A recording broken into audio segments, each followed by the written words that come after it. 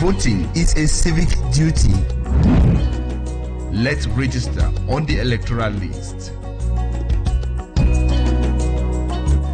This is a message from Equinoxe Television.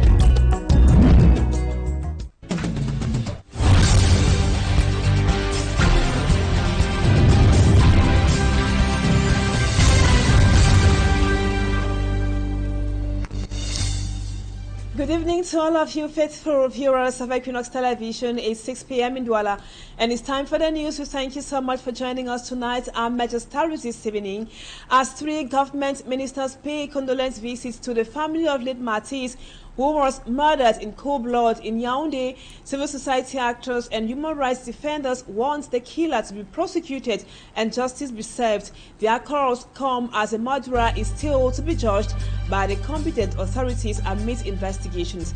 We will be telling you more on that in this news edition. Plus, a renowned university don, Gaston Tuba, has weighed in as well on the candidacy of Professor Maurice Kamto ahead of this year's election. He says his candidacy is grounded in a deep understanding of the Constitution of Cameroon. And out of the country to the US of A, US President Donald Trump blocks the enrollment of foreign students into the prestigious Harvard University in America. Viewers, those are our lead stories. Details and more when we come back.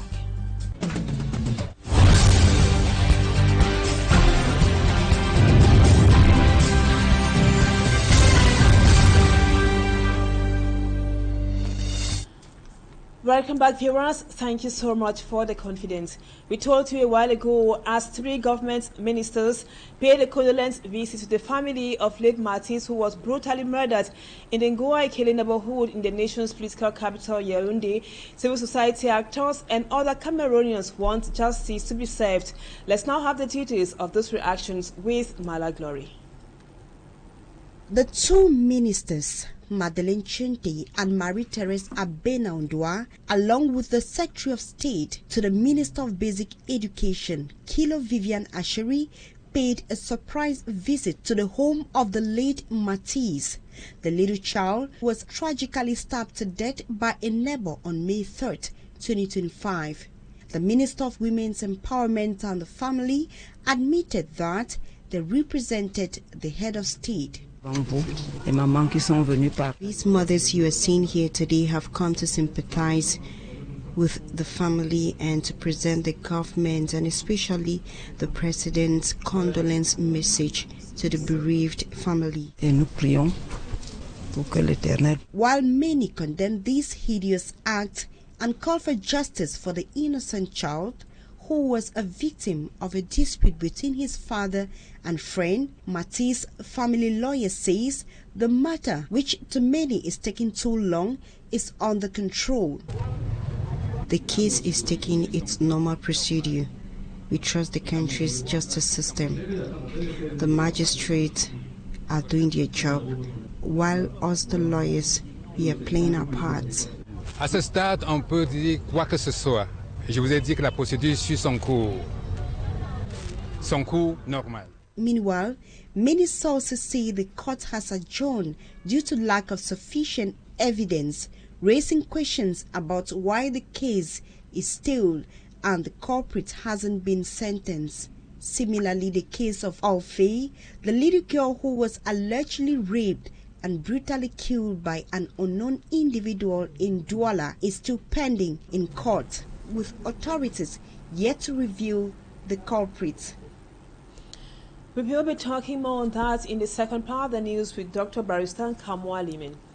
And now we talk education. Hundreds of students across Cameroon are cutting their teeth and dotting their I's as they prepare for the upcoming Bakalora examinations, which will begin on Monday, May 26 across the national territory. Speaking to some students of the government technical high school, Equinoxe, they say they put in much effort and are convinced that they will succeed in the exams. Immaculate Fogwe reports.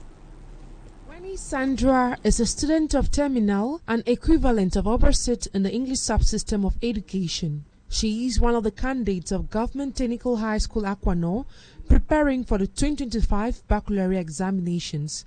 Less than 2 days to the official start, She explains how she's getting prepared for the exams. I have been facing challenges with particular subjects, notably mathematics and physics. For a while now, after taking time to revise my notes, there is a lot of improvement. At the moment, I am quite scared of how the exams will look like. I hope to make it in the exams. Just like her, Kenfak Gurjak Fortune is equally preparing for the same exams. She says she is determined to make it with flying colors. Sometimes I get stressed, but I am burning my midnight candles so I can make it with flying colors. I will do everything possible to be calm on Monday. Despite the difficulties raised by the students, a maths teacher, Mulu Yunus, says the students have been effectively equipped to face the examination. We covered the entire maths syllabus.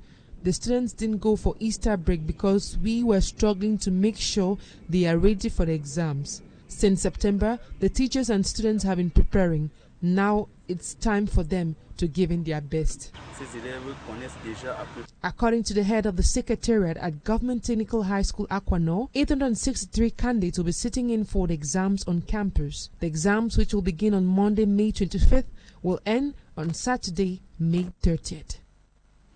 In religion, we talk Islam. Several pilgrims from Cameroon have left Garoua for Mecca for the annual Hajj 2025. The pilgrims traveled through the Garoua International Airport and were sent off by a government delegation which was headed by the Minister for Territorial Administration, Minister Paula Tanganji. Lucy Liengu is here. Tells us more. In line with the annual Islamic pilgrimage, Hajj, 3,200 pilgrims departed from the Garoua International Airport on their way to Mecca. The pilgrims shared their joy and satisfaction with the measures taken this year to overcome the usual travel challenges. Traveling from Garoua brings us joy. We thank the government for making it possible for us to depart from the Garoua International Airport. Une émotion pour nous que le vol a été respecté, c'est pour cela que nous sommes fiers. The large carriers arrived as the government promised.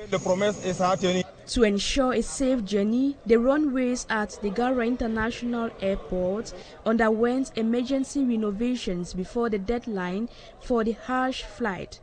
We have come to launch the first flight going to Mecca for the pilgrims. You know, the runway of this airport was in a very bad shape, and the president ordered for an immediate disbursement of funds to rehabilitate the runway. And in less than 9 days it has been done, which was a very major challenge. In the past years, the pilgrimage to Mecca has received support from the President of the Republic, an initiative appreciated by pilgrims as it alleviates their financial burden. So the pilgrims are thanking the President not only for the special support fund, the 1,575,000,000 francs to the pilgrims, 4,500 pilgrims, but they are thanking the head of state for his constant assistance. The Hajj is a journey for purification, humility, and devotion to God. Each year, pilgrims travel to Mecca from Cameroon and around the world to perform these essential acts of faith, one of the 5 pillars of Islam. The first group of pilgrims adds to those departing from Douala and Yaoundé. In other news, we take you to Boya, where youths there have been drilled on the need for them to actively participate in politics in order to ensure that the leaders or their leaders can work in line with their ambitions and their visions. This was during a meeting in Boya organized by youths from different walks of life. It serves also as a forum where the young people were drilled on good leadership qualities. Rex Afon tells us more from Boya. Cameroon's political landscape in recent years has been dominated by aging people. These youths think it is about time the narrative is changed. We are moving towards a period where we need more young people to engage in politics, more young people to engage in nation building. So doing a summit like this, it's important that we drill young people on the ways on how to get involved in politics, on how to get involved in things that will contribute towards building a nation. Before taking any leadership responsibility, youths must understand its ins and outs. For young people who are getting into leadership, it's very important that they understand the principles of good leadership. We need to build capacity in order to be ready for the challenges and to be ready for the difficulties that are ahead. This involves knowing the requirements for good governance. What we are specifically talking about is political leadership. And when we talk of political leadership, we talk of political leaders who control the state, the society, and its affairs. So we want a leader who is inclusive in politics, a leader who opposes the rule of law, who promotes dialogue among citizens of a country. At a time when the attention of most young people is leisure-oriented, it is necessary to remind them of the essentials. Look at the political climate, the political scape. We youths, we are not anywhere. We youths, we are very much incompetent. We complain about what's wrong, but we are literally worse than the people we complain about. We say there's bad governance, there's bad leadership, but we ourselves, we have not proven to be good leaders or better at governance. As Cameroon prepares to organize a series of elections between 2025 and 2026, youths have been challenged to prepare themselves for posts of responsibility, a phenomenon which is common in most African countries now. We continue in politics over to one of our lead stars, a renowned political analyst and lecturer, Gaston Touba Esome, has said that the potential candidacy of Professor Maurice Kamto at the 2025 presidential election in Cameroon is grounded in a deep understanding of the Constitution of the Republic of Cameroon. In his analysis titled A Masterstroke of the Strategic Genius, Esome says Kamto's decision to boycott the 2020 municipal and legislative elections was not a sign of weakness, but rather a clever strategic move. For me, Armstrong Sander tells us more. Maurice Kamto's candidacy bid for the 2025 presidential election in Cameroon continues to reveal dramatic insights and analysis. According to renowned analyst Gaston Touba Esome, Kamto's decision to boycott the 2025 municipal and legislative elections was not a sign of weakness, but rather a clever strategic move. Esome argues that Kamto's statement about the potential consequences of the boycott on his candidacy was a deliberate feint designed to lull the regime into a false sense of security. By focusing attention on Article 121 of the Electoral Code, Kamto was able to immortalize the regime and set the stage for a potential comeback. The analyst believes that Kamto's move was a masterclass in strategic genius, combining elements of tactical withdrawal, internal purge, and an external lure. By boycotting the election, Kamto was able to purge the Cameroon Renaissance Movement, the CRM political party, of ambiguous and infiltrated executive members, while also making the party more coherent and united. Esome draws parallel between Kamto's strategy and that of African leaders such as Nelson Mandela and Laurent Gbagbo, who used similar tactics to outmaneuver their opponent. According to Esome, Kamto's goal is not to abandon the struggle, but to reposition himself for a stronger comeback. The analyst notes that Kamto's opponents are trying to use his past writings against him, but ultimately revealing a doctrine of constancy and intellectual engagement. Esome argues that Kamto's thoughts on the imposed mandate and the role of elected officials remain relevant today, and that his potential candidacy is grounded in a deep understanding of the Constitution of Cameroon. As the 2025 presidential election approaches in the country, it remains to be seen whether Kamto's strategic genius will pay off. Let's now move over to this interesting piece. Ginger has become really scarce in markets in the economic capital, Douala. Even when available, it is really expensive. The cause of the scarcity and high price has been linked to high demand in markets out of Cameroon, like in Nigeria. Sumanjikan Gabriel spoke with a ginger retailer or seller, Paul Kandem, at the Marché de la Gare here in Douala, and he puts together the reports for the news. Paul Kandem is the most popular ginger retailer at the Marché du Laga in Douala. Unfortunately, several months counting, the price of ginger has witnessed an increase. This bag was 30,000 before, and today it's 230,000 francs CFA. And when selling as a retailer, we sell at 265,000 francs, including transport. This bucket is 3,500 francs, and this other one cost 15,000 francs CFA. According to Paul, the corona epidemic is the main factor for the increase of the price of ginger. Those who plant ginger now prefer to sell to exporters at a higher price instead of dealing with local dealers. At first, Paul used to be on the spot, but due to the current situation, he is forced to hawk around with his wheelbarrow to sell his goods. Ginger is very important for our health. Reasons it has become expensive because some people do export them, making it expensive for us to buy. The scarcity of ginger is now causing trouble with local consumers who now find it difficult to buy ginger in the market. I used to buy ginger for 25 francs CFA and use for the whole week, but now with 500 francs, the ginger I will get would not be enough for my stew. Ginger is good for ndule, granite sauce, but it has become expensive. Experts say ginger is a very vital health entity as it helps in natural digestion and it's effective against infections. It also helps in curing flu and it reinforces the immune system. And now we move to news out of the country. We begin first in the DRC. The DRC strips ex-leader Joseph Kabila of immunity over treason charges, and the ban on political parties in Mali has sparked illegal action, with experts warning on military dictatorship. And over to the US of A, the Trump administration has blocked Harvard University from enrolling foreign students and threatening a broader crackdown. Greater details with Babila Jonathan.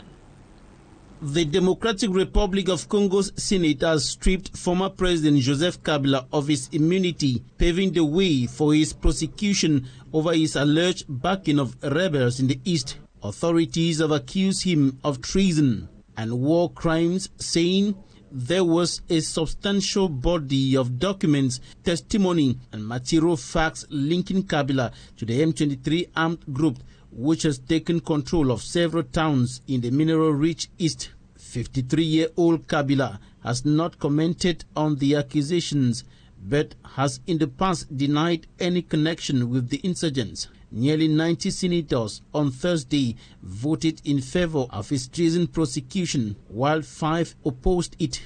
The Trump administration has revoked Harvard University's ability to enroll international students. Homeland Security Secretary Kristi Noem said she sent a letter to the privately funded university saying the students must either transfer or lose their legal status in the United States.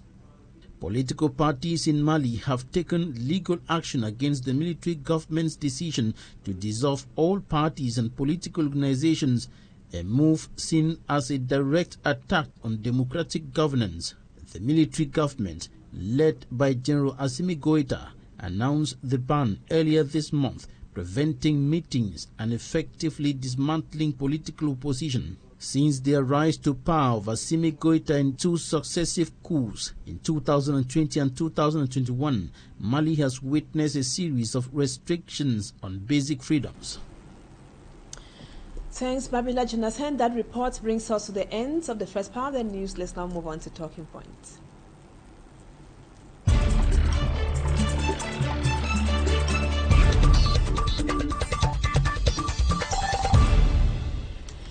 Our guest tonight, like announced earlier, is Dr. Barrister NKAMWAH Limen. Thank you so much, Barrister, for accepting to talk to us on Equinoxe tonight. Dr. Barrister NKAMWAH Limen, as a legal expert, every heart has been aching following the killing of 6-year-old Martins in Yaoundé, precisely in Goaikele, and Cameroonians want the perpetrator to be brought to book. They want him to be served a prison sentence. Now, it's exactly 13 days after the act was committed. Can you tell us, is the justice system in Cameroon considering the crime committed by the perpetrator, a certain Nwafu Dagube? Is the justice system in Cameroon considering that as a capital murder? It's always a pleasure. Yes, I agree with you that looking at section 276 of the Cameroon Penal Code, it is a capital murder. Capital murder because not only is there the death of somebody he killed, but he prepared, there was premeditation. You see, from what we heard, a problem emanated somewhere else, maybe in a bar, as we were told, and this man had time to walk away from that bar, get a knife, and walk into the house of where the child was, and stab the child. So all those steps are clear evidence that there was actually premeditation. He prepared to commit that act, and therefore there is no doubt that it is a capital murder. Now, Barrister, many Cameroonians who are concerned want justice to be served as soon as possible, but it seems to be delaying somehow. What is the stumbling block? What is the problem? Yes, of course, there is a period which is a period for investigation, judicial police investigation, which is the gathering of proofs and evidence for the legal department. So I think what they are doing as of now is to gather those proofs which will be used against this the suspect in due course of the trial. So I think it is normal for investigations to be carried out, and equally it could equally be a bit worrisome to think that since the offense was committed flagrant delito, meaning that he was caught in the act or just a few minutes after commission of that act, I think there should be kind of question why is it taking long for him to be sent to awaiting trial, you see. So, but as I said, yes, the law provides that the State Council has up to about 8 days, if I'm not mistaken, to carry on investigation. So I think it's if it's above 8 days, I've not gone to the provision to clearly state whether it's 8 days renewable, but he has some time, and after that time, of course, the suspect will be sent to prison. And you should know that when he is sent to prison, the matter does not go into the court directly. No, it has to pass in front of an examining magistrate. It has to go through an examining magistrate. Since it is a felony, you see, by the provisions of the law, any matter which is felonious, which has punishment for more than 10 years imprisonment, goes through preliminary inquiry, that is in front of the examining magistrate, who will continue with investigations and until such a time that he feels that there is sufficient proof to bring this guy to be heard in the open court, as we said. Barrister, now, can you kindly elaborate or expatiate further on the form of infringement or punishment which awaits the perpetrator if finally he is found guilty of capital murder or voluntary murder? Yes, going by section 276 of the Criminal Code, it is death sentence. It is death sentence. But you know, that is what the code says. There are other circumstances, there are other proofs that will be tendered in court, and then the court will go through a trial. So that is why they always say that there is a presumption. You cannot say that he is already a criminal. There is a presumption. He is not being condemned. There is a procedure that has to go through court. You will be defended by lawyers, and you might not have the death sentence. You might have something less, because lawyers could plead mitigating circumstances, and then they could consider equally that since he was in a state of stupor, he was influenced by the drink. I'm not saying that that's what is going to happen, but I just want to make our minds, broaden our minds to see how the case is going to unfold in court. So why the law says the death sentence, we might not come out with a death sentence because there could be mitigating circumstances. Yeah, Barrister, it's true we've been hearing about the issue of him not being in his right senses when the act occurred, but that's something else. Now, it is common to hear people say in Cameroon that justice delayed is justice denied. This is the impression many Cameroonians have at the moment with regards to the murder of 6-year-old Matisse.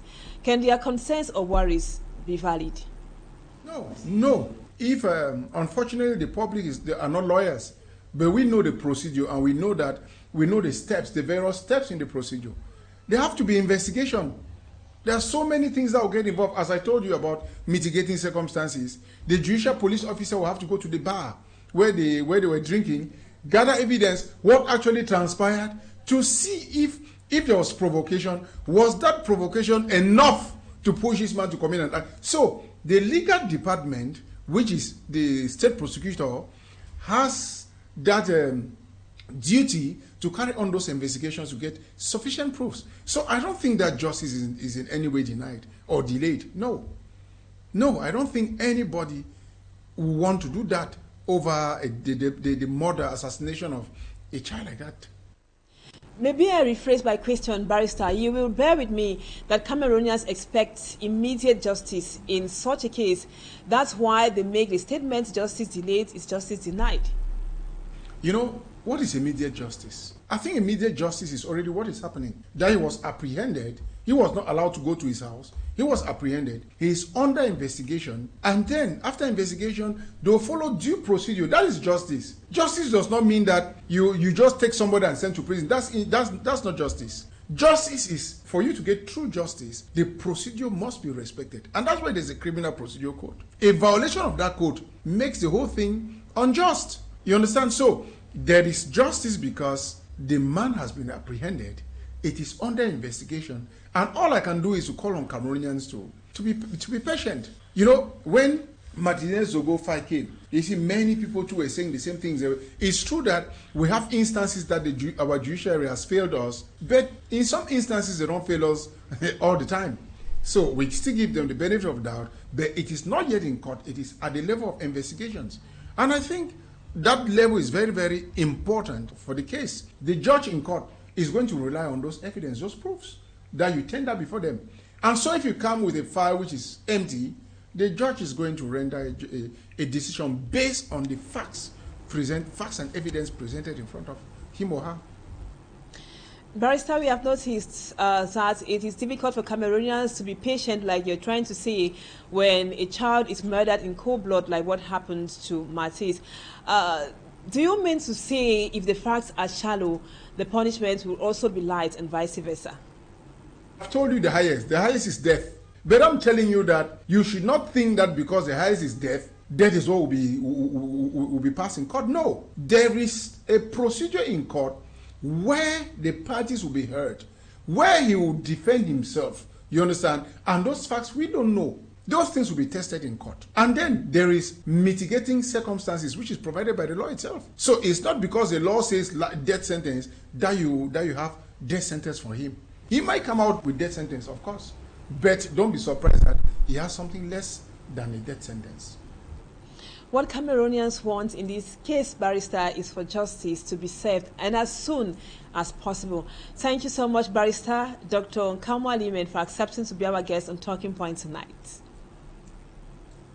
And I want to extend my sincere condolences to the family of Matisse. And you know, we all cried that an innocent child should be killed in their own house, where you think they've got the greatest protection.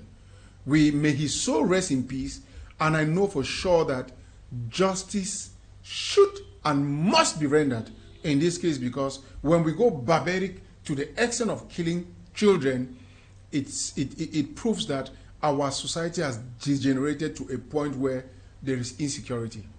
And don't forget that the bad governance is also an issue, because people have become so useless in Cameroon that they were spending their time drinking in a bar when they ought to be working if they were employed. Thank you so much. Sad indeed, Barrister. Thank you so much for your time, and hope to have you some other time. Viewers, we thank you so much for always being with us on Equinoxe Television. That was what we put together for you this evening on the news at 6 p.m. And our programs continue. Equinoxe comes up in about 30 minutes with Sagaleng, and Irish Ngonomala will be with you in the studio for the news in the French language. That would be at 8 p.m. Stay with us on Equinoxe Television and have a wonderful weekend in the company of our programs. Bye-bye for now.